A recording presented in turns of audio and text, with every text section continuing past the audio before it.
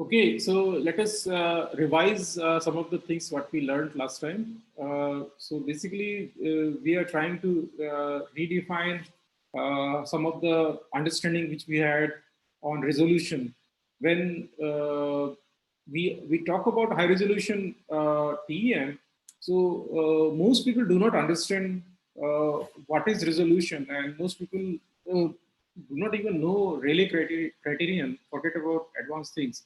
So there are three steps when we look at the high resolution. How high is high when it comes to resolution, and what controls the resolution. What about contrast? Actually, you may have some resolution, you may see some line, whether the contrast is sufficient. So you understand that it's not just getting some numbers in some equation. Okay, this is my resolution. That's high enough.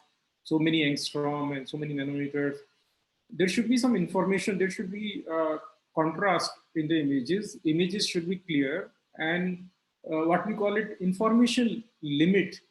So instrument should be able to transfer the contrast properly, right? So that's what matters actually, that it's not just a numerical value. So if you remember that we started long back this journey when we discussed about Rayleigh criterion. Rayleigh criterion essentially is D is equal to lambda by 2, where lambda is the wavelength of the radiation. Or you can write a better language. You can write like 1.22 lambda divided by n sine beta or alpha, whatever you call it, refraction angle basically. N is the basically refractive index, or n sine alpha is basically numerical aperture. So after that we modified this equation. If you remember that we basically looked at the contribution from spherical aberration and chromatic aberration, astigmatism, and we realized that Rayleigh criteria, what Rayleigh criterion tells us that resolution becomes better when beta becomes larger. But then we realize that no, spherical resolution doesn't happen like that. When you take larger beta, you take larger aperture. So that means resolution, spherical aberration becomes worse. So point become larger disk. Same problem was there for chromatic aberration. You noted that chromatic aberration was proportional to beta rather than inversely proportional to beta. And we also saw astigmatism problem. That in astigmatism also the radius of the disk, point should become point. It should not become disk in the resolution in the microscope basically. So but you saw then you remember that we had some optimum R, the radius, optimum beta angle, where we could balance these two resolution limits, one theoretical one and theoretically diffracted limited resolution, and another was aberration limited resolution. And we found a compromise of over some beta that okay, use this aperture angle, and then you will have this R. Okay. So there we never discussed about the contrast actually, whether okay that is the resolution, but is there any interpretable image, or images will be fuzzy, and so that was the second step. And at that time I had told you that I'm going to give you some much better knowledge of actual resolution. So when we start using high resolution electron microscope, we really do not have faintest idea. And if you talk to any of your friends, people who are doing HRTEM, you will realize that they don't know all these things, and they are putting these images in the papers. And when you ask them, they are completely blank, and their whole thesis is basically full with HRTEM images. They're calculating D values, all kinds of things. I mean, it's like, buying something from food from Swiggy and eating it, and it's not healthy practice. I would say that I'm really troubled by this trend that science is being outsourced actually. So there is no shortcut for hard work. There is no shortcut for hard work, and that's why I was talking to one student. I think Nikitra I met in the campus, and she was also, she's a chemistry background student, and she's attending this course. So I asked her how the things are going, and she said that sir, बहुत physics आ रही है, अभी क्या करें? So I told her that see, these are all physics-based techniques, and if you are using these physics-based techniques, there is no escape from that. Same thing if I'm doing some synthesis. My physics students, they do synthesis, and you talk to them how deep they go into the chemistry. I really grill them very badly there. They really work very hard to understand the chemistry spread. When they do biology, same thing. So quality should not be really compromised actually. Otherwise, quality is deteriorating, and we are all responsible. Even I'm responsible for deterioration in quality as a teacher. Okay, so it's a collective effort. It's not like any individual effort. So basically, we were trying to understand how we can improve these images, quality of images. And suppose we have certain, like we have this strontium ruthenate. This is basically strontium ruthenium oxide (SRO), and PZD. PZT is basically lead zirconate titanate. It's a ferroelectric. Okay, and this is basically, you can see this so nice. I love this image because it's a heterostructure ferroelectric material. And you see, this is a cross-sectional image, and you see that lattice matching is so nice here. These are basically made by physics-based techniques, deposition, probably molecular beam epitaxy. But you can see such a nice, clean image. And so there are some, when, I mean, somebody can give you this image, some operator, but it's not that easy. You have to make the sample properly. And on WhatsApp group, I sent you one video of last year, one university in Netherlands. They basically made this double aberration corrector, lens. So their microscope is basically equipped with the double aberration corrector, right? So they said that they can see rows of hydrogen atom. That is something amazing. So you know that the resolution limit has already reached to down to 0.35 angstrom.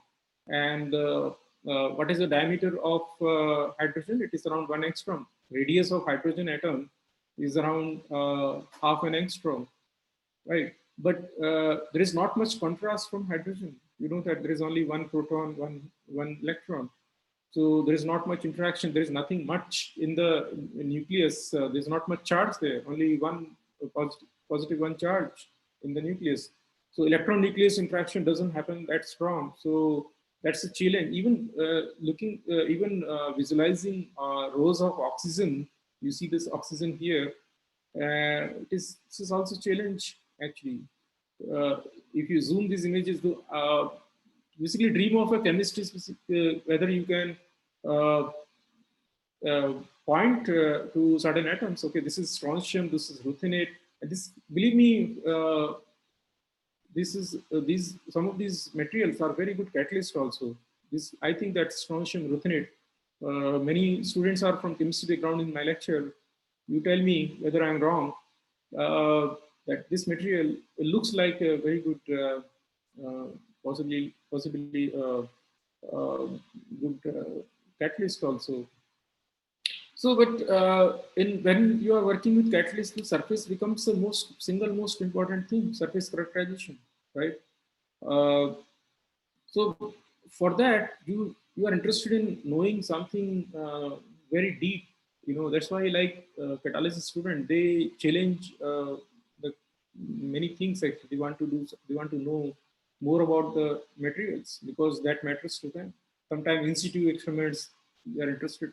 So challenge here is that why these fringes comes, that was covered in the first part, and how we can how we can calculate the d values. That part you already know. That's the most simplest part, that you can calculate the d values.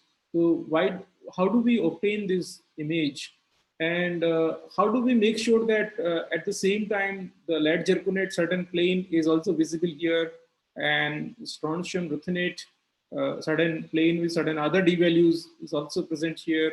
And suppose this this material is more complex in nature. So how do we make sure that these lines are clearly visible? And another thing that whether black dots are atoms or white dots are atoms. Okay, and how we can clean up this image even much better? Can we improve this image uh, better? So what are the conditions of a microscope that we can improve, and we can get better quality image, much better than this? Because people are not satisfied. They keep on doing improvements. That's a human nature. We want to all improve step by step. So you don't really, that happens in the knowledge also. You want to know more, deeper, deeper, deeper. That's how the human consciousness, they take you to to higher level of knowledge, because you have more questions actually. When you have more questions, then you have the growth. The moment you stop asking questions, you don't really grow actually. So looking at this image, you should have lots of questions actually. So I'll not go to the text, and I'll directly do some recap of some of the images.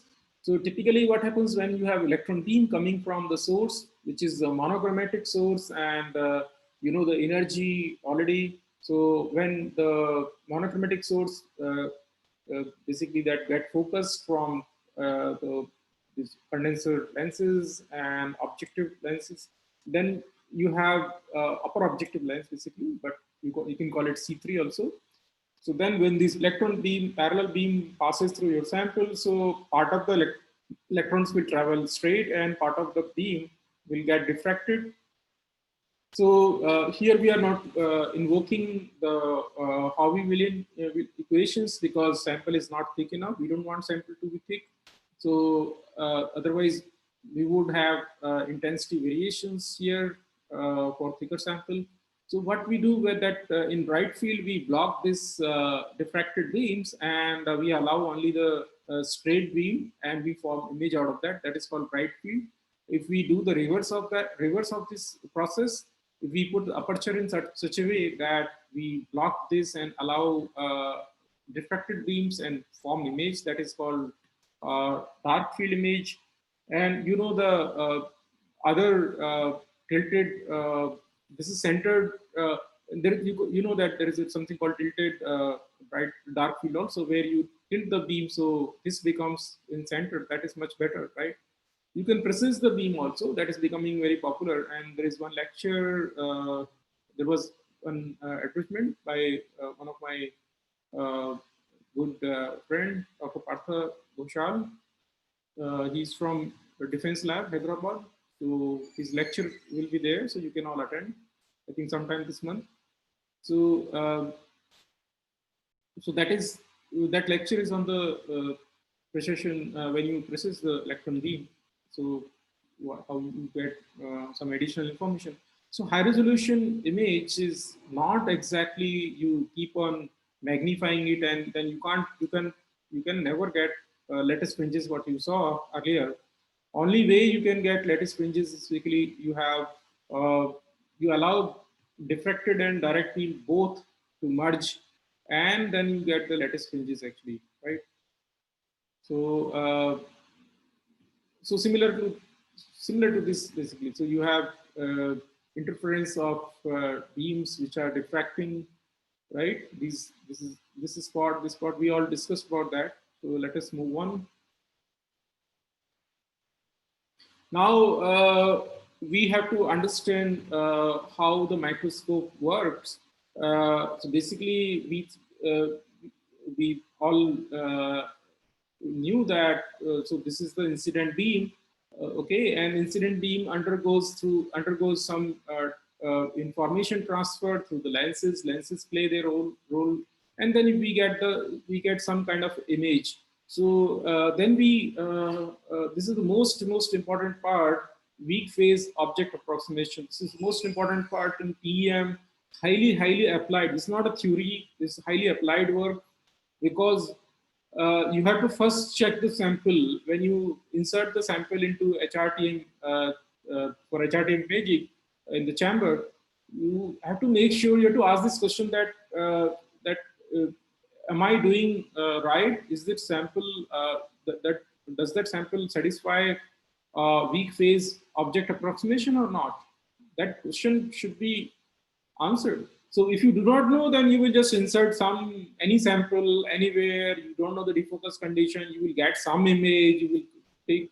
That is basically like a blind, dumb way of doing that. That's not a very smart way of doing HRTM. Right now, students, they will just take the sample. अरे इसका HRTM करवाना है. कहाँ पर HRTM है? They will just look at. Okay, this is do you have HRTM? Okay, I have this sample.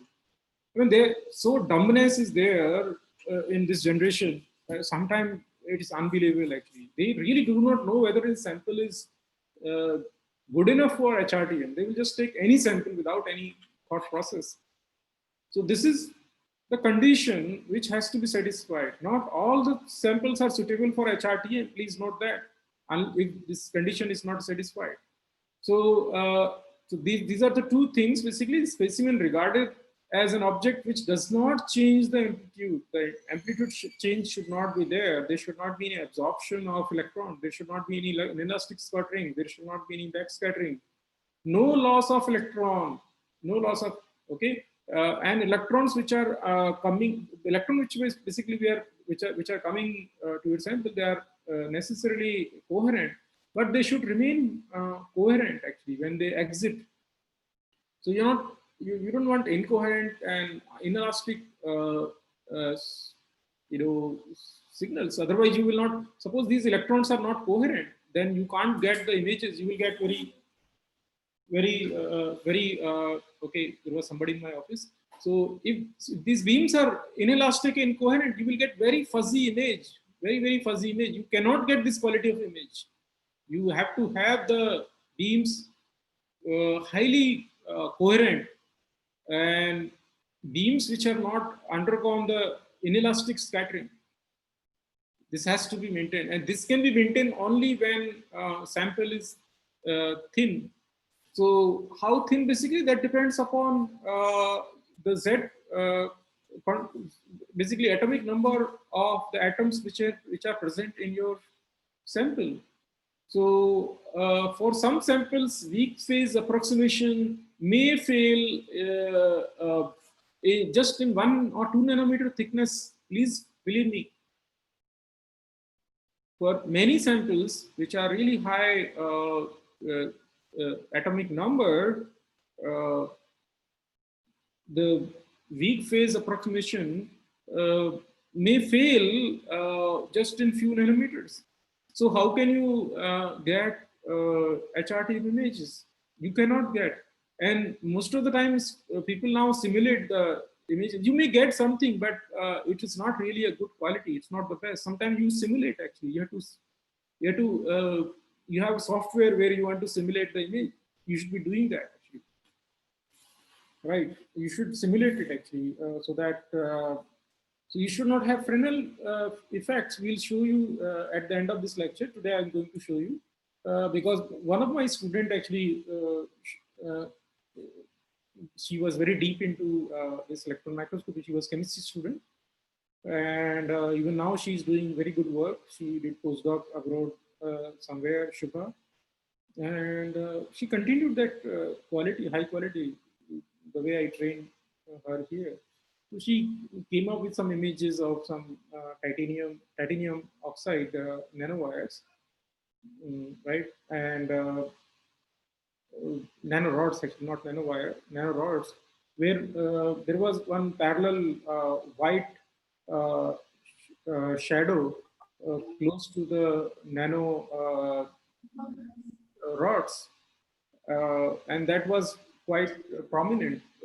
And she was wondering why this white strip is sitting next to the nanowire. It should not be there, actually. So that is called delocalization effect. And I'll show you the reason if there is a time today. Otherwise, I'll just send you those slides so you can read it yourself. So basically, every crystalline sample, if you are putting the sample in HRTM, that means that it is crystalline, right? If it is not crystalline, there is no meaning of doing HRTM. if it is amorphous. So, and if it is crystalline, that means there is a periodic potential, right? V R Z is basically it has to be, so you can't escape the physics. Crystalline sample means there is a periodicity. That's how you get this valence band and conduction band. I mean, in catalysis or any other science, you do all kinds of work. You say that this is energy gap, this is band gap, this is this gap, optical gap, but you forget that where this gap is coming from. The gap is coming from exactly this this thing actually, right? Right. There is a opening up of the gap, and then there is a merging of the higher energy level that forms valence band and conduction band. Core levels remain separated here, and these are your atomic center. You call them the nuclei. This nucleus, this nucleus, this nucleus. So what exactly is happening, that you are sending the electron beam, and this is your sample, and it is taking the information from your sample, and that's what you're imaging. This is basically phase contrast, right? Which is you're reading that phase contrast as intensity contrast, some bright dark fringes you're reading. So from where all this information is coming? So finally you have to basically model this entire microscope in such a way that the point, basically what is happening is that you have these points in the sample. Each point is becoming a disk because of the aberration, right? Different kinds of aberrations, you know, the spherical aberration, chromatic aberration, stigmatism, all these effects are making all these points into a disk. So last time we understood that the point can be taken as fxy, and okay, this disk in the image plane, this is actually your image, right? This is your image, where each point in the image is basically like a disk, and you want to minimize this basically disk size. The smaller it is, better it is. Better resolution means this disk should be as small as possible. It should not be that big, right? But this microscope is making this big actually. So now in this lecture, basically, if I tell you in a different language, what you are trying to do, you are trying to change the conditions. What we are learning is basically how do we change the conditions of this microscope so that this point will become point. It will not become disk, or it becomes smaller and smaller point. And this should not become a faint disk. This disk should basically contrast should be very good. Okay, so microscope settings. What should be the microscope setting, that this information is passed as sharp as possible, as in a good contrast. Okay, so this entire process is called contrast transfer, because microscope is taking the contrast, transferring the contrast from here to here, and that forms your high resolution. The smaller this dot is, higher resolution it is. Not just the smaller size, basically there should be some enough contrast, right? When you look at the image and you say that, oh, this image doesn't look good, even though I can see the eyes, but eyes should be eyebrows should be you know, a dark black, but I cannot see I can see the hair, each hair in the eyebrows, but I cannot see them enough black. They look very grayish, and I cannot distinguish the color of the hair in the eyebrow from background colors. So even though you are able to distinguish the individual hair, so you have to understand what do we mean by contrast. Many times people are confused. They do not know what is the contrast. Contrast is basically I2 minus I1, which the basically difference in two intensities basically. Okay, larger the I2 minus I1, so better the contrast will be. So similarly in HRTEM images, you want the darker lines to be more darker and brighter to be more brighter, right? So that is called the contrast transfer. So how can we, many times students, they end up, you know, creating artifacts. They do it digitally, they do it offline, but that is not good. It's not your selfie. Okay. It's not image on your mobile that you can do all kinds of filters. It's a scientific data, and that will be considered image manipulation if you do all these things digitally. If there is not there is no information in the images in the first place, you do it offline, that is not considered good. Many times I see HRT images, people do so much of filtering, so much of cosmetic changes. You can make out it's basically why do people do that? Because they have not understood the fundamental process of better imaging. So this is basically art of better imaging, actually. Okay, art of taking better. So this lecture can be renamed as art of. I think I should do that. That will make it more attractive, actually, right? If I just say, oh, change defocus, change this, people say, oh, all this is physics, and it's so the title of this lecture can be art of better. Actually, it is science. It's not art, but art attracts more students than science. So basically, science of getting better HRT images. So you don't need to digitally enhance the images, and many times students, they do that. It becomes funny, actually, really funny. Okay, so now let us. So basically, I told you that point spread function is a term which came from digital cameras and even old-fashioned cameras. As long as you had the image, any camera or any microscope, not just digital camera, any camera or any microscope, you use the term point spread function. But that is good enough for real space. When you consider reciprocal space, then we consider the contrast transfer function. Right? So that should be clear.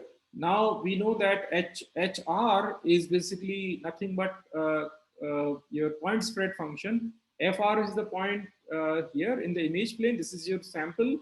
This is the instrument, and this is what you get. Right? This is what you get. This is your sample. This is the instrument. So you have to basically improve HR. It will become HU. Okay, in the reciprocal space you saw last time. So this is the sample. This is the job of microscope, and this is the image quality. So you want to control this part. This is already you can't control it. This is your sample. You should be able to fix it. But if you want to image your sample, whatever it is, so basically you have to worry about how the image is getting transferred. So we have to say goodbye to real space. We have to jump to the reciprocal space. You know the reasons already. You are matured enough now to understand the importance of the reciprocal space. So we want to use R, and we will using U or whatever. You can use any other K, or sometimes people, or in some books people use K. Some books they use U, but it doesn't matter. You should know the concept. Don't get confused by the mathematical terms. Actually, physical concept should be clear. So GU becomes HU multiplied by FU. F is capital, H is capital, G is capital. That's what we are using. And this is your sample. This is the function of the microscope. We are going to focus on this, okay? And if we control this, then you don't need to do the beautify of, I was telling my students in the class that I have two phones. I always keep sometimes two phones. One is Android, which is me, some me, I don't know which me, 6, 7, whatever. And then I have this iPhone, which is my main phone. And I was surprised when I take a picture from iPhone, and in the same light condition, and if I take a photograph from me, I can see me phone create a better image of me. Me. That's why the name is me. Me, all the time me. So me creates a better image of me. That is false, right? And Apple shows the mirror the way I am, actually. No image is basically true, right? These are all two-dimensional projection of three-dimensional objects, right? So, but still, that is unethical. Any image manipulation should not be done, and if it is done, it should be reported in the paper. Many times students don't report honestly what image processing they have done. Please report all the image processing done honestly in the paper. Okay, if you want to become a credible author. So this HU, which is contrast, is decided. You already know that aperture. You already know about aperture function, envelope function, and aberration function. Aberration is very important. Envelope function we'll read today, and AU aperture function you already know. So these three things contribute to this image quality, which is HU, which is microscope function. So BU we are going to understand now. So we'll not apply envelope function, then we will apply envelope function. We'll see that if we just apply aberration function, then you will see that contrast never fades away. It just keeps on sinusoidal oscillations are there. It doesn't die away. So that doesn't mean that there won't be any information limit. That means that you can use microscope to any limit, any limit, any D values you can image, any lattice fringes, smallest lattice fringes. But we have the real microscopes, real limits, and that is because of the attenuation of the wave. Okay, attenuation of the waves. Okay, so we'll see that. So this is the equation. I will not derive this equation. Okay, for BU, or you can call it BU, or BU is basically nothing but this exponential iota chi u. So here we use this sinusoidal term. There is a sine term here. So if we plot it, then we start getting some interesting information, right? You can see that. So now so there is a negative sign. This is basically the contrast transfer function, right? First part of that, okay? And if you see that there are two terms here, this is negative sign. That's why you see this negative sign. So this will sinusoidally fluctuate. Why? When this, suppose this entire value is 0, this is equal to minus of this. Okay. How can this be minus? So see, if you see that there is CS is always positive number. CS is basically your spherical coefficient, which is always positive. Okay, you know that. Lambda is positive anyway. It is wavelength, okay, of the electron beam. K is a positive number. K is your 1 over D, inverse of your interplanar spacing. So this is always positive. What is now? K is nothing but 1 over D. Okay. So this entire value is always positive.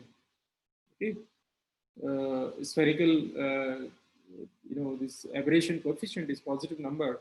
Now, if you want to make this 0, so this has to be equal to this, okay, and then this sign should be negative. Then only this entire thing will be cancelled out. This contribution will be cancelled out by this. So now here lambda cannot be negative. This K cannot be negative. So only delta F has to be negative. So that's why defocus is always negative. It's underfocus. Sorry, I think I always overfocus. Sorry, overfocus. So delta F, anyway, whatever delta F has defocus is always negative. So in optics, you always say that focus ठीक नहीं है, focus ठीक नहीं है, ना focus. So in electron microscopy, we say defocus ठीक नहीं है, defocus ठीक नहीं है. You have to change focus. So this is the out of focus, how much out of focus you are. So that basically counterbalance your CS. So delta F defocus settings is to control this guy. Okay. So once so sinusoidal, basically we start from 0. Sin 0 is equal to 0, and then you increase the value of K. You are increasing the K value. When you increase the K value, so what will happen? That this value will increase from 0 to 1, right? And depending upon this competing thing, because this is increasing and this is negative sign here, and this is positive sign. This is also increasing, this is also increasing. So somewhere they will balance out. So sometimes this will come down and sometimes this will come up, because it depends upon how do you balance these values, right? So lambda being the same, right? You are increasing the so what will happen that after that then okay, so sine 0 is 0, then sine if it is 90, then it will be 1 somewhere. This if it is 1 means that is this entire thing is equal to 1. So you can in fact calculate at, so you would like to keep this as flat as possible. So this is called pass band. Okay, this is called first pass band.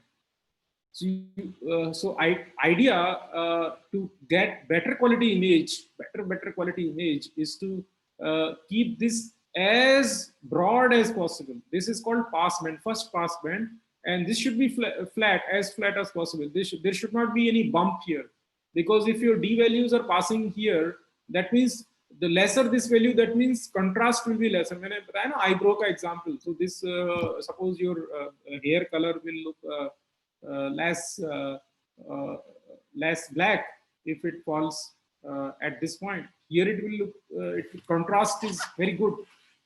So the deeper this curve means better the contrast is. So if the shallower curve, so means contrast, you will get d values, but image quality hoti na crisp, you will not get. Sometimes you do not get very good lines. That means in your images, that means you are somewhere here. You still get the fringes, nice fringes. Spacing is there, information is there, but contrast.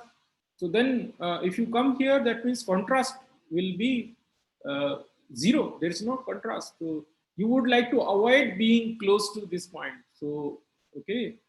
So if you, so that means any, suppose you have d values in this range, that will not be imaged.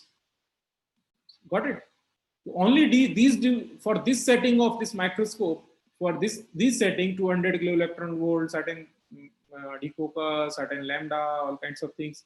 So only the d values, suppose your sample has d values which are somewhere here, you will not get the information of that quality. Okay, you may get somewhere here, but you can see that it will not be of good quality, because if you move here and there, so then there is a problem with the contrast already. And the color of atom rows will be dark. Okay, negative means it will be dark on bright, and when you switch the direction, mostly it is dark. Most of the microscopes, atoms look dark actually. Please note that most of the settings, because these are the settings which are used. I will tell you some rare settings which for extreme situations which you can use. But most of the time microscopists, they don't take panga with those settings, so they don't fiddle with that. But if you see that if there is no envelope function, that means these sinusoidal oscillations can continue till till infinity. But it is not in practical limit. You have this aberration, spherical aberration, chromatic aberration, apertures. So because of that, there is a damping here. So this intensity starts decreasing. It doesn't remain. It doesn't shoot to 1 and then it doesn't shoot down to -1, and it doesn't shoot up to +1. Instead, what happens that for practical cases, this goes to sharp to 0. Now, this point, first crossing point, is called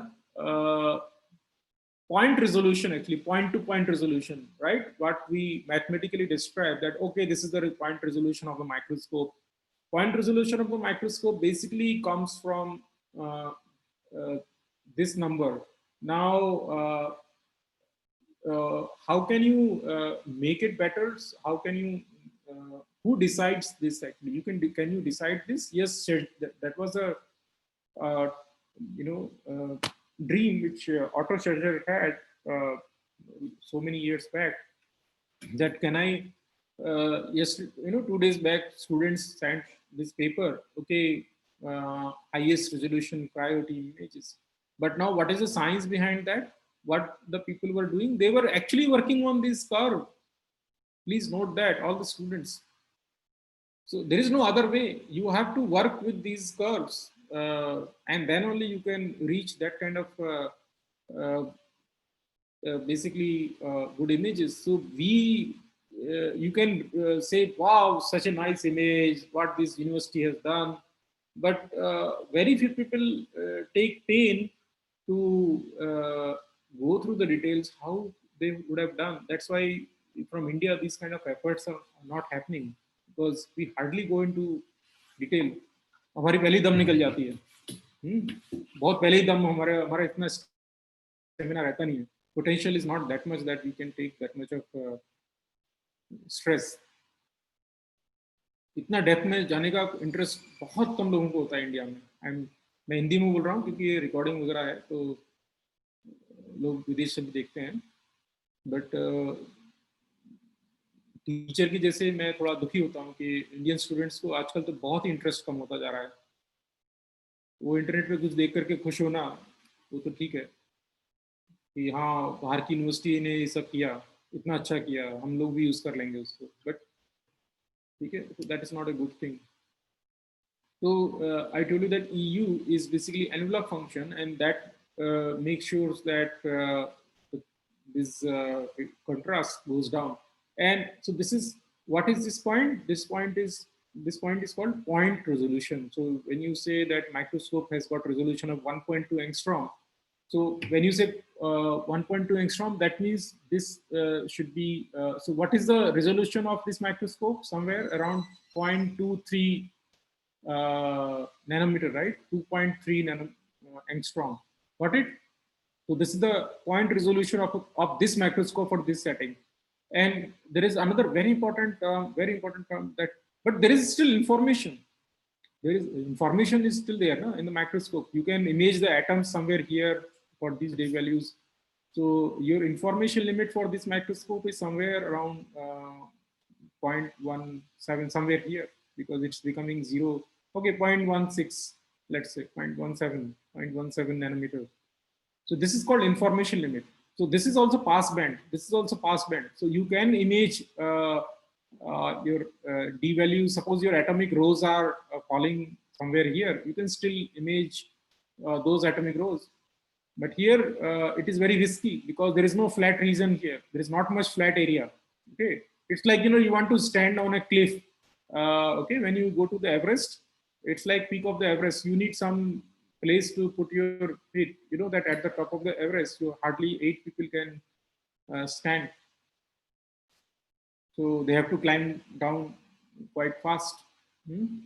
So for this passband, atom will be contrast reversal will be there. So that means atoms will look brighter here. Here they will look darker. And please note that you can, if your d values are falling somewhere here, so those atomic rows will be very sharp, very, very bright. But if your d values decreases, okay, lattice spacing is closer. So those atomic rows you can see, but contrast will start fading. You can see contrast is coming down. You can see contrast here is very high, but here at this point, contrast is already decreasing. Got it? So if your d values are falling here, okay, so that means if your d values are somewhere around 2.5 nanometer, 0.25 nanometer, you can still image, but atoms will look, you know, very fuzzy, very, you know, it will not, atomic rows will not be very clear. So that basically explains why sometimes for some material, for the same setting, same operator, microscope being the same good, sometimes you come back disappointed. Oh, my d values, my lattice fringes do not look good. How many of you really pay conscious attention to number one, basically, that is your sample thin enough? Does it satisfy the weak phase object approximation? Number two, whether the D values which you are trying to see, the lattice fringes, are they lower than the point resolution of the microscope?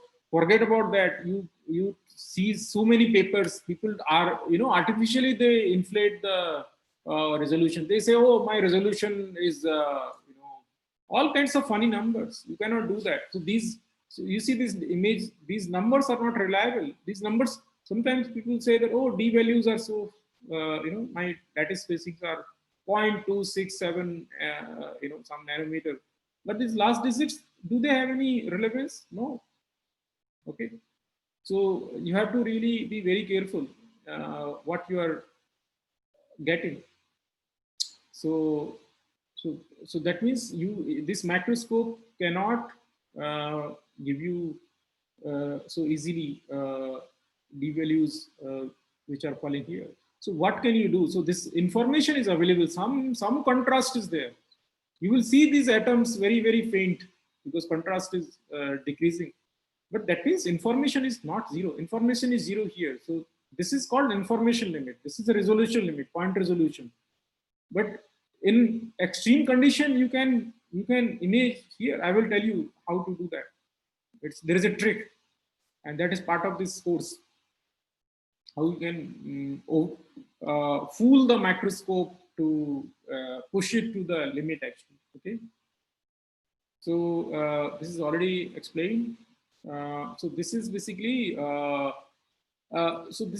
called so this defocus values are when you try to get first pass band as broad as possible. See, the intelligent most intelligent effort for a microscope is to get the defocus setting in such a way here that you get this plateau as broad as possible.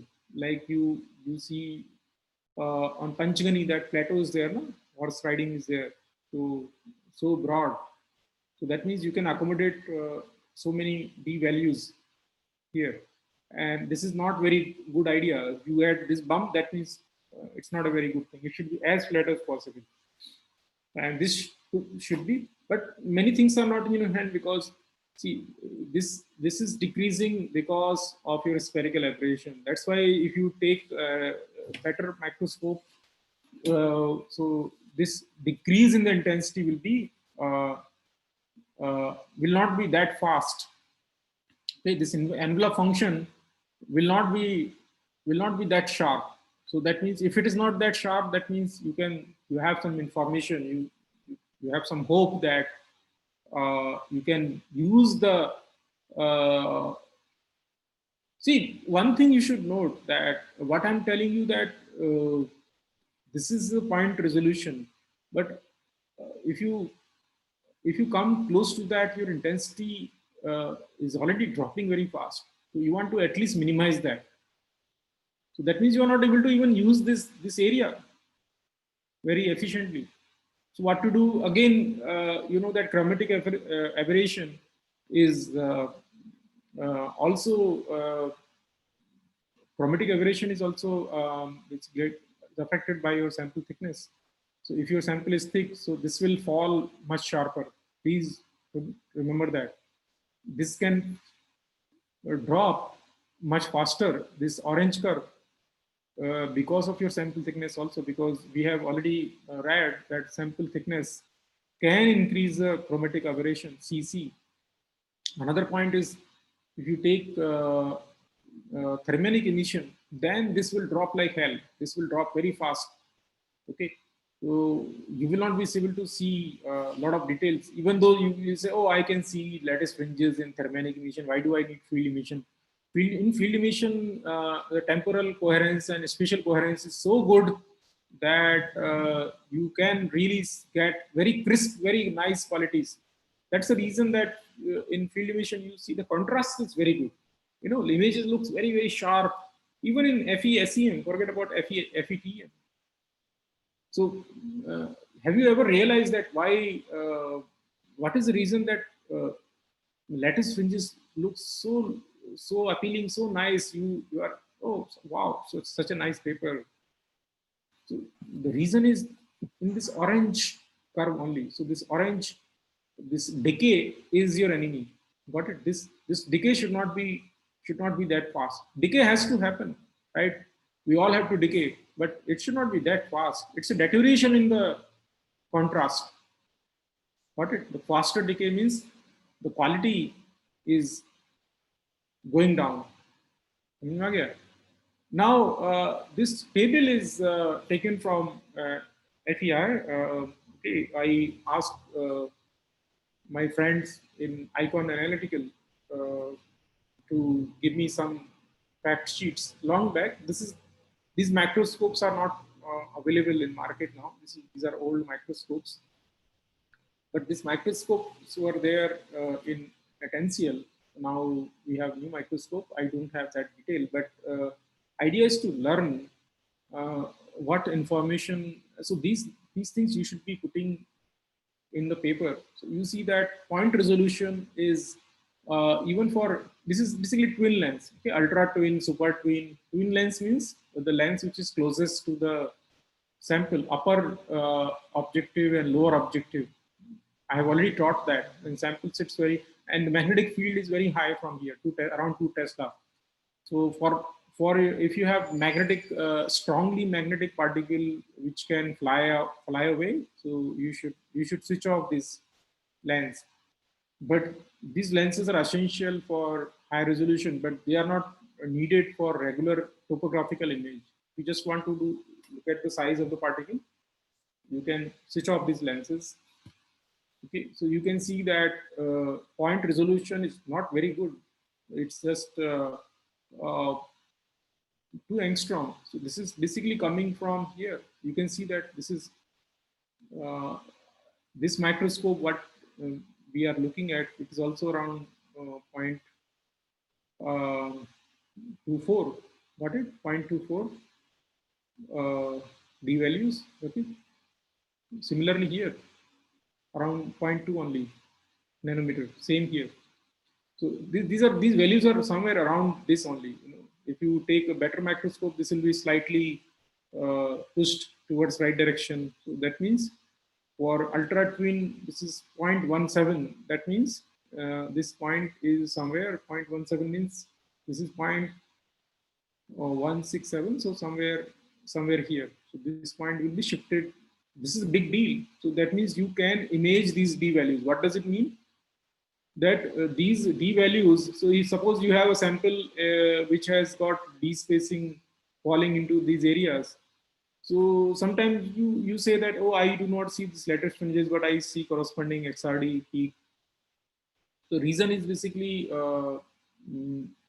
problem, you are not very careful.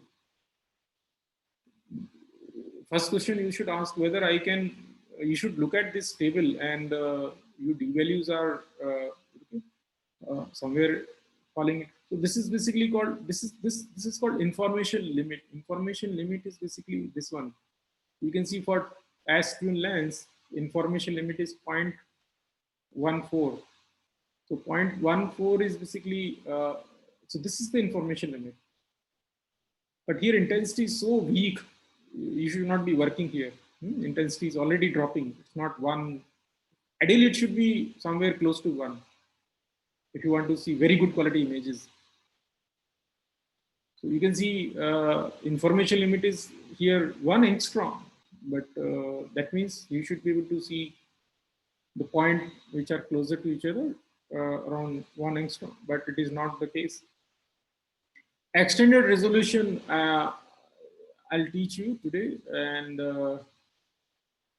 it's okay. So anyway, these are the things which we were trying to learn today.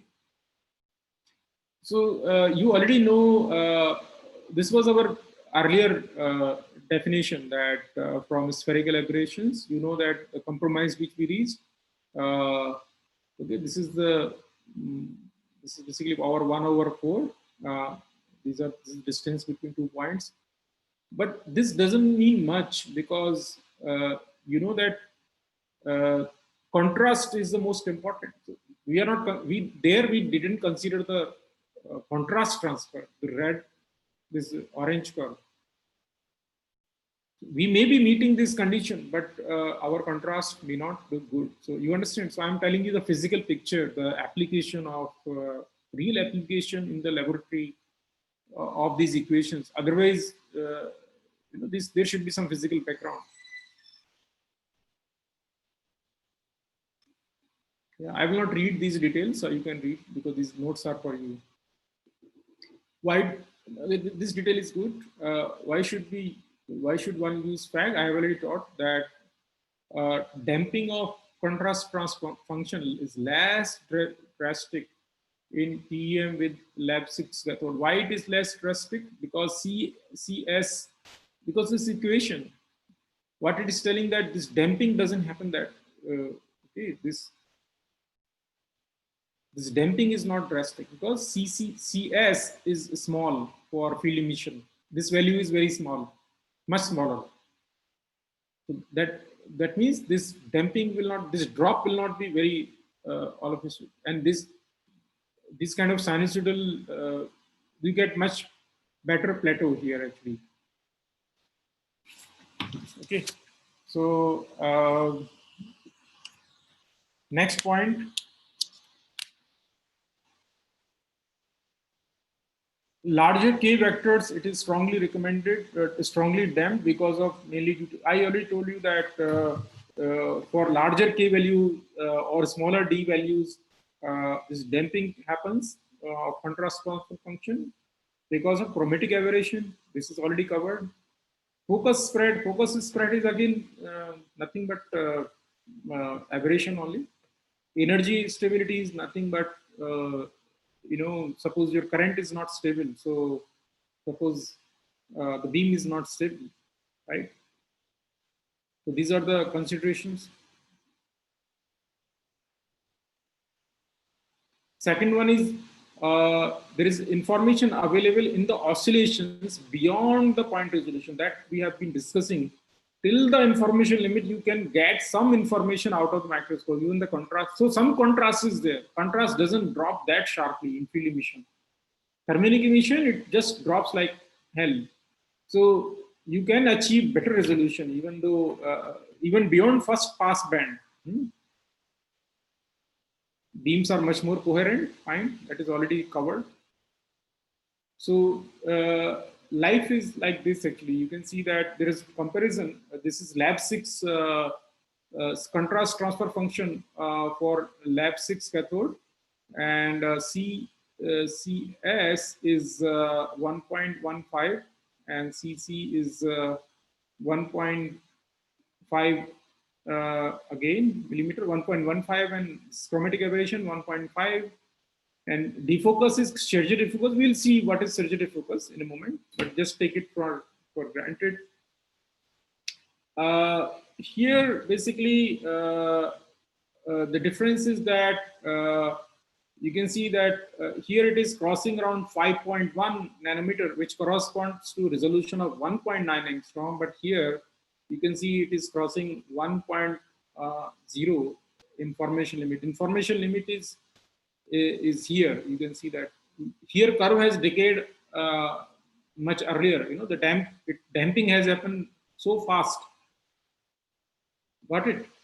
So okay, but if you see this setting, this is still oscillating. So you can see that the damping is happening at much, you know, it is happening at 1 angstrom. 10 nanometer inverse means 1/10 means nanometer inverse means 1 angstrom, right? Okay, so this is 1 angstrom actually. This is very good actually. But so you can use some of these passbands. I will tell you how to use it. So smaller CS gives higher spatial resolution. Again and again we are discussing this. Now there is a nice comparison that how chromatic this spherical aberration in the lenses can affect the image quality. So you see that this is CS is 1.0 millimeter. Now here it is 2. This is 3. Now you see that for 1, when this is chromatic spherical aberration coefficient is 1, you can see this passband is very broad. It's quite broad actually. So you can and this is intensities are quite nice. Contrast is quite significant. So you can, if your D values are falling into this area, you will get very good quality image even for here. And all the atoms will look, atomic rows will look black. It's not like this atoms which are falling, D values which are falling here will look darker. But if you see what is the problem here, you can see this is very shallow, right? And the curve is already going towards zero here. So that means these D values will not be imaged here for if you increase aberration. So this is worse lens. The lens is becoming worse and worse. This is the best lens. This is a middle one, and this is worse. And you can see that for the worst quality of lens, this has become very shallow. This is not even reaching to -1. Contrast is very, very bad. Here it is reaching to almost to -1. And you can see the quality is, there is a huge difference actually. And here you're keeping other things constant. Energy is constant for all these cases. Energy is 200 kilo electron volt, and defocus is -60 nanometer. Okay, I told you now that CS is always positive and then defocus is negative to counterbalance this. Some people can vary CS, especially rich people, but poor people like us, we cannot afford to vary CS. CS means you are changing the lens, something like that. So again, another example is here. This is Philips Techni macroscope. Is basically, this is twin lens. This is super twin ST, and this is UT ultra twin. This old-fashioned macroscope. This is now phased out, but this was the first high-resolution macroscope on which I started working almost 20 years back. So this is basically the same thing. Table में दिखाया था, exactly the same thing, same microscope. Settings for the same microscope. This one, twin, super twin. It's exactly same microscope. This is what Techni only, T30. For all those three lens settings, you can see a big change. So when you go for shopping for microscope, suppose you go for microscope shopping to vendor, and you have some money in your pocket, you have some budget. Now this sets the guideline why you should be choosing ultra twin lens, because CS change, if you do not know, you will say, oh, CS is 2 millimeter, here CS is 0.5. How does it matter? And you can see hell lot of difference. This is just twin lens, and this is ultra twin lens. So that means your students, suppose you are a PhD supervisor, your students will be able to image samples for which D values are here. Otherwise, they can never image samples for which D values are here. You see the very big consequences for science. Got it? So you cannot access these materials. You cannot image these materials for D values. You cannot see this lattice fringes for materials for which D values are so small. Same problem, okay? You can see that then your PhD students will cry. Okay, my institute has purchased this kind of a microscope. I cannot image in a good quality. Now microscopes are better than this. This microscope is already phased out. It's not available. Okay, so higher spatial frequency means smaller D values. Higher spatial frequency means K is larger. K larger means smaller D values. Now the problem is that if your D values are larger, that means those beams will be diffracted at higher angle, and lambda is equal to 2D sine theta. So D larger means D smaller. D smaller means theta will be larger. Now larger diffraction angle means larger, so they will be closer. They will be passing closer to the lenses, objective lens, edges. So that aberration is much worse. We have already discussed this long time back, actually. So that's why you want to avoid those large diffraction angle, because image quality suffers actually. It's not a good idea. And you can see that if you're increasing beta, then the beta to the power 4 term is there. Angle, if angle is more, so you are increasing basically beta, aberration is increasing beta to the power 4. Beta is the angle. So that means CS will become very, very serious. What do I mean? That if your D values are smaller, so your diffraction angles are larger for this. So basically, you understand, they are diffracting at very large angle. So if they are diffracting at larger angle, that means your beta is larger. Diffraction angle is beta, right? Here in this equation. Beta to the power 4. That means CS is proportional to B to the power 4. That okay, broadening because of the, not CS basically, broadening because of the CS. So that means you have to be very careful actually. Okay. Effect of defocusing. Now, we have not so far discussed about defocusing. The rest of the lecture is going to focus on defocusing. So what should be the defocus? So as I said, the defocus, and most of the students, they do not write defocus settings in the paper. You must write what is the CS of your lens. Now you know that why these things are important. So delta F settings, you should always ask the operator what is the defocus value. So at least for your records, you know next time that, oh yeah, I got this image and this was my defocus value. At this defocus, I got very good image. So if you get a good image, two, three points you should note. Don't just be happy and get the image and come back to lab. Just note the microscope setting. Okay, what was the microscope setting? Defocus setting basically. What was the defocus setting? That matters a lot. And second thing, what was the thickness of your sample for which you got good image? So sometimes you got good image because you were because most of the students, I have seen that they do not do it consciously with awareness. For most of the students, good image means trial and error. लग गया तो लग गया, नहीं तो लगा तो कोई बात नहीं है, अगली बार देखेंगे. That's a problem. You know, they keep on struggling, they keep on wasting time. There's no intelligent thought process. You know that, right? You don't plan it ahead actually. This sample, if I make in this way, a sure shot, it is going to give me a very good quality image. And then we blame on operator, then we blame on the machine. First, we have to look at our own preparation, whether we have calculated D values, we know the instrument point resolution, do we know information limit of the instrument which we are using for imaging.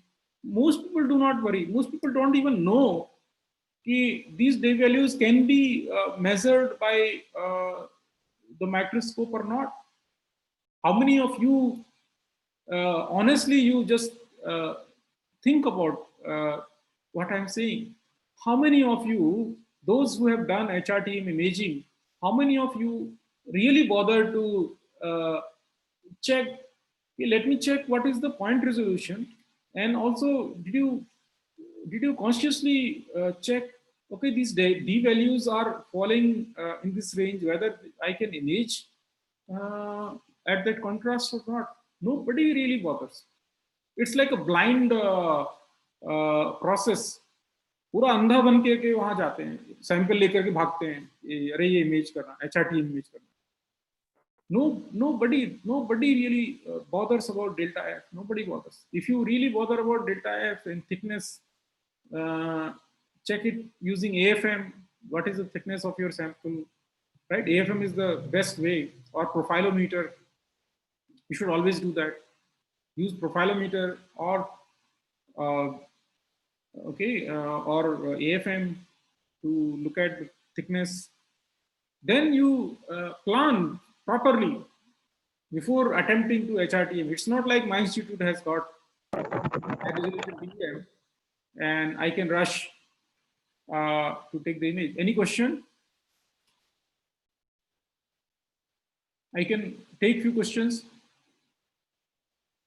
What is your personal experience? Some people who might have done HRTEM. Monica Malik, would you like to say something to students? Your personal experience? Monica, Malik.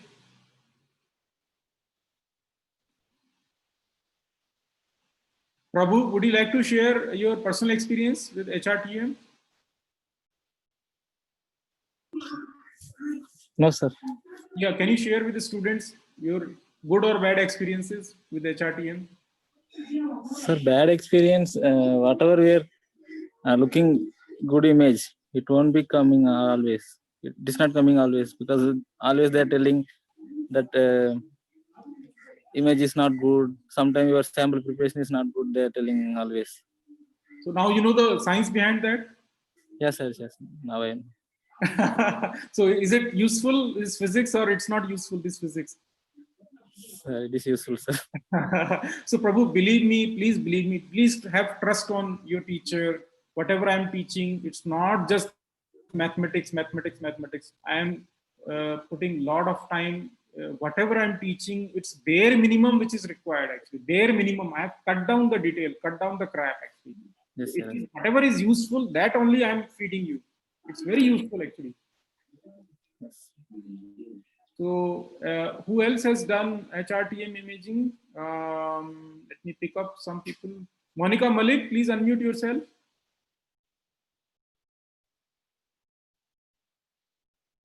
Nikitra, have you done HRTM?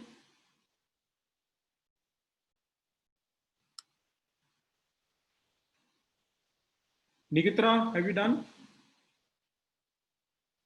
Shubhra, have you done HRTM imaging?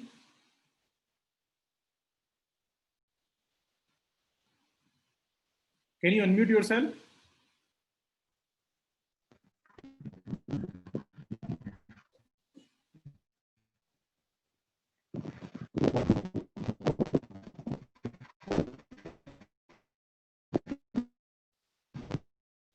Yes, Shubhra, I would like to hear from you. Your experiences, whether your laboratory experiences are basically matching with what I'm saying, or it is just theoretical lecture. Is it really applicable or no? That's the question actually.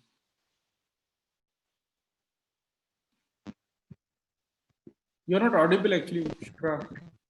There is some noise.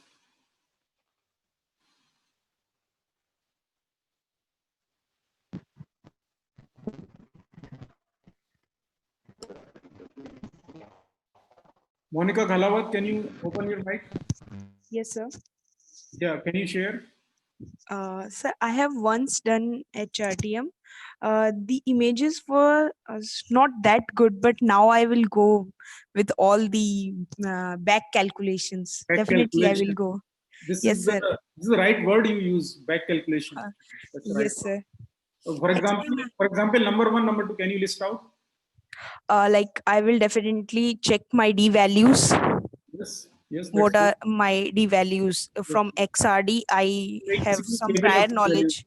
So you'll make the table of, you will go with a table on a Well, printed paper on by hand of all the D values. That's a good idea to take, keep okay. it in the hand actually, in your hand basically that this is what I'm expecting. Second, And second thing, I mean, after D values, I will go with the thickness of the sample if I can measure with AFM, if AFM is working, the excellent. thickness of the sample.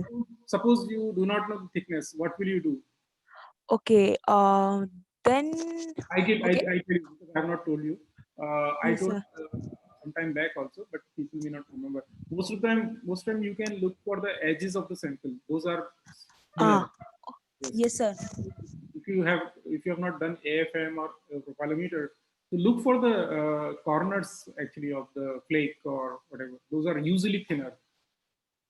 Okay, sir. And in the microscope itself, you can, from contrast, you will get, because there should not be any intensity drop because of the thickness. Intensity should be uniform. There should not be thickness fringe, because then weak phase approximation will not be applied if there is a so mostly thumb rule is that you look for the, that is second part, thickness. Third part, Um, most important part. so that you will look at the macroscope. Delta F value. Delta What F is delta F. Okay, third part is delta F. That you will, delta F value? yes, yes, yes. Delta F, very most important. And so there are two points related to your sample, which you have mentioned, thickness as well as d values, and two are related to the microscope. Delta Yes, F sir. is And point resolution. point, yes, sir. Actually, d Point values resolution. are above. They should be above, well above the point resolution. Otherwise, contrast will be very bad. Got it? Yes, sir. So I hope this lecture is not theoretical. Theoretical. There is No, some, no, no, right? sir. Okay. It's directly applicable Directly for applicable. every sample. Every sample, it's directly Yes, applicable. sir. Yes, sir. So you can mute yourself. I will go to the next student. Thank Nikitra, you, sir. unmute yourself. Yeah, thank you.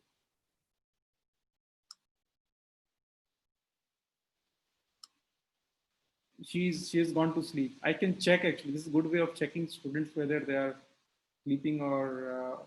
Monica Malik. Who else? Sarvani Khanam, can you unmute yourself? Do you have any experience? No, sir. You don't have any experience of HRTEM. Anybody has because I want to get a feeling from students. Shriram, do you have any experience? He's quite No, serious. sir. You don't have. I don't. I have not. I never visited the microscope. No, in your career in past. So I have been using SEM actually. I used SEM, Okay. but not TEM. Okay. Okay. Okay. Okay.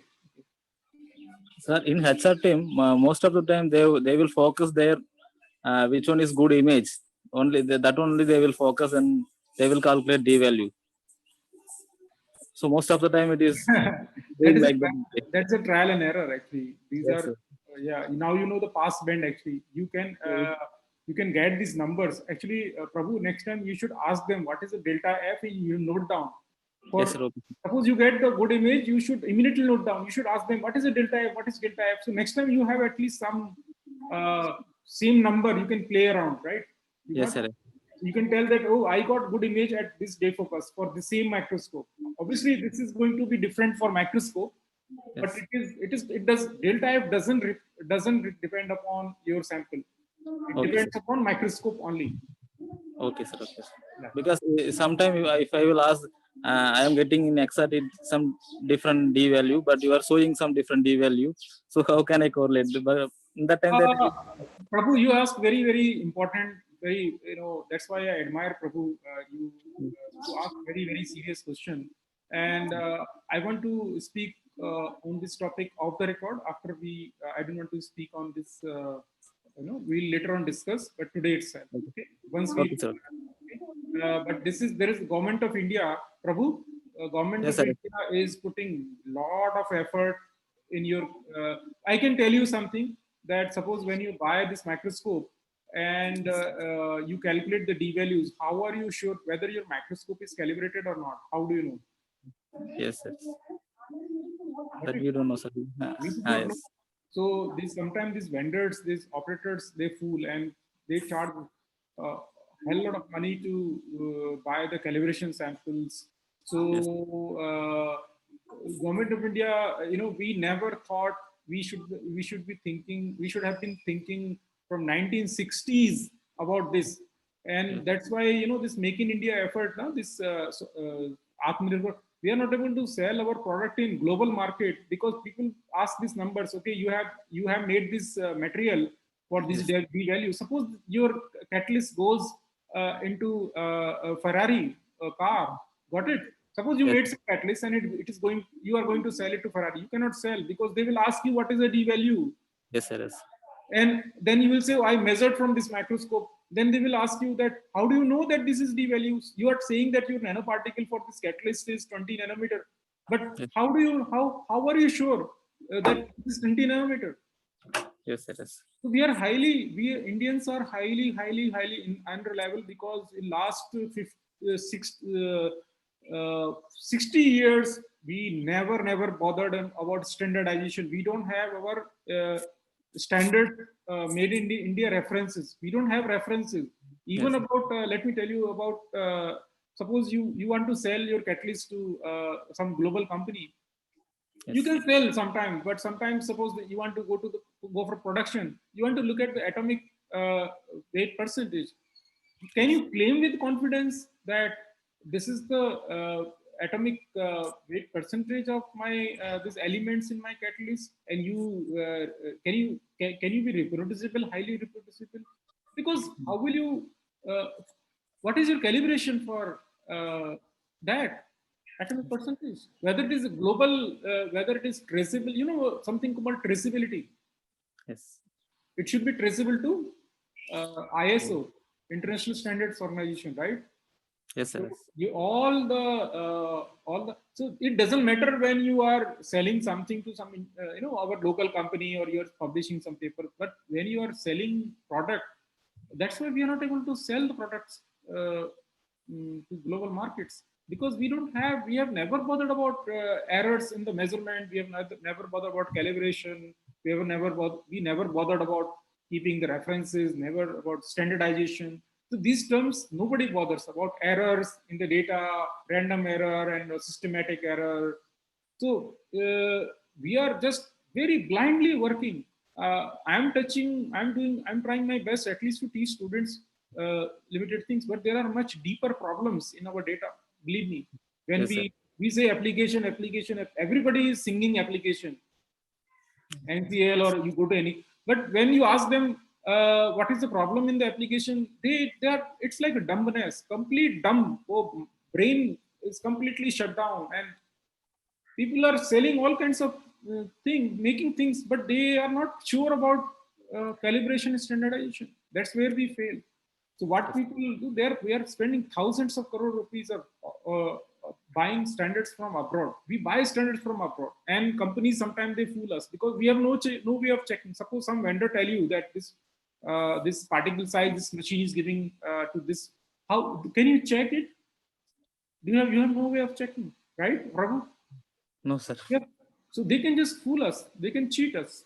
So Because it's a in Aperture, sir, one more thing, in Aperture also he was measuring from his own way. If he is asking how much you want, like that only he was asking. so that works in that's the problem. I don't want to comment on. I will discuss with you later on about this point. It's the Okay. problem. We have to fix it sometime. So otherwise, this is called mediocrity. You know, Yes. it's called mediocrity. We are really not bothered actually. Let me not go to my anger level actually. Let me go to my whatever I can do best as a teacher. Okay. Yes. Sir, Yes, I who's there? have one question. Monica Kelawat. I have one question. Yes, go ahead. So, sir, is there any kind of standard samples for TM, HRTM also, like for calibration as Ask operator. There is supposed to be uh, and like how frequently they calibrate that? We have no idea. you have no idea actually. And same problem with all the instruments which you are using, whether you are using UV visible or X-ray diffraction, you should be asking this question, but nobody asks this question. We publish the papers, but we are not able to sell the product in the global market. For example, we don't have any built in India silicon chip. We cannot, because we cannot standardize to, because all these chips which go into computer are of that, you have to measure to that distance is an angstrom. You have to be accurate. That's the problem. But sir, when we do AFM, we always calibrate with HOPG initially, and then we'll do the sample. Exactly, HOPG, and there are many other calibration. Yes, exactly, sir. Yeah, we have calibration, and you can look at in the magnetometer also. We always calibrate. It's highly calibrated, Yes, sir. highly calibrated. I think Shubhra knows about that. So Yes, sir. even TG-DTA we do calibrate, but very highly TG-DTA. Monica Malik can tell you, Shubhra can tell you about magnetometer. Highly, we are very careful about that. But the problem is that when you depend upon operators, so as you rightly said, that how do you trust? Because they are not worried about the quality, they are worried about quantity. They have to do 8 samples, or 10 samples in a day. This is the slot which you are given. So that's why this process of meditation, this is like a academic meditation. This is very important. This discussion has to happen actually. This awareness has to be there among our students. What can be wrong with their data? Sometimes they are not told actually that this can be a problem. It's very, very serious. So suppose you're selling a product in the market, you can never sell the product. You know that when you buy a simple thing, when you buy a hose pipe for the garden, you can look at problems in the local market. Suppose you buy this mobile phone adapter. Sometimes it fits in some socket. Sometimes it won't fit there. You have to you have seen that. Now it is becoming much better. But earlier there was a problem that this will fit only that point actually. You see the problem, right? And sometimes pins are, those pins which go into the socket, they are thinner, sometimes they are thicker, sometimes there's this problem, that problem. So why this? Because we don't standard, even in the millimeter scale, we are not making things which are similar to each other. Forget about nanometer and angstrom. Forget about ppm level. We are not, if you buy something from market and they say that this some component is 2.1% or 2%, you can measure it will not be 2 that percent. It will be far off. Because there is no standardization for food product, for agriculture product. Forget about electronics and high tech. Forget about high tech. But for low tech thing, for day-to-day things, look at your furniture. When they say 3 feet, it is hardly 3 feet actually. It's not standardized. Any furniture you buy, anything you buy, anything, any product. So because we don't have this attitude of documentation, standardization, reading the manual, going into detail. We don't have this culture. Yes, we have sir. this culture actually. Yes, sir. So somewhere our efforts are limited actually. Yeah. Yes, sir. Yeah. Anybody else would like to? Faiz, would you like to say something? Would you like to contribute something?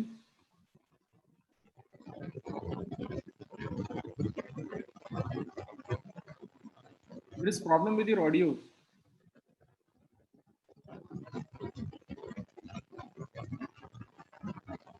I think you have to fix your audio. Nikitra, are you online or you are not? You are sleeping. Yes, sir. Okay. Are you listening this conversation or no? Yes, sir. No, actually, no, sir. Actually, I'm in lab and I'm attending lecture in my mobile and having some network problem. That's why I couldn't respond. Sorry, sir. Okay. But you were you listening to the lecture or you didn't listen? So what did you learn from this lecture? Hello? What did you learn?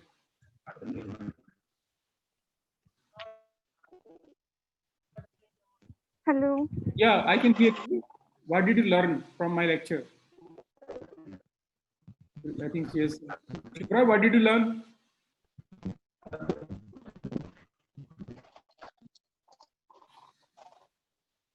Shubhra? Anyway, I had a good discussion with few students, so I'll move on. Okay, so this maybe 1 or 2 slides because we are already 10 minutes past 1. So you can see the effect of defocus, right? So you can see that for this defocus value, you don't want that. This is not good, but minus 50 nanometer looks very good because you have fairly broad plateau here, area of d values where your samples can be imaged. So suppose your d values are quite large and they are falling somewhere here, so you will not get good intensity here. Even for larger ones also there is a problem, not even for smaller ones. Okay, even for larger ones, you will have a problem because the flat region is only for selected d values.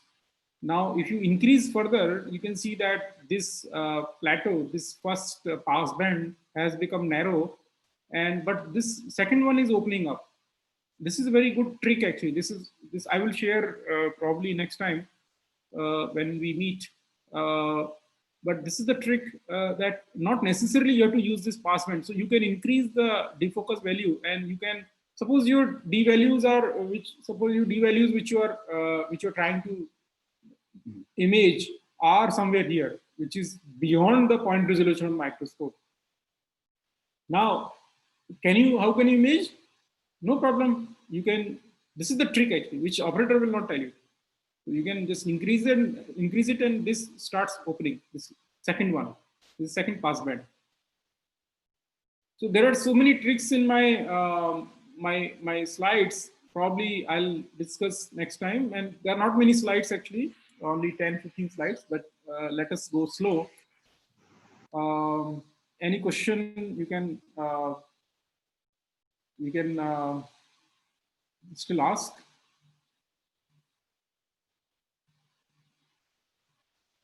Any question?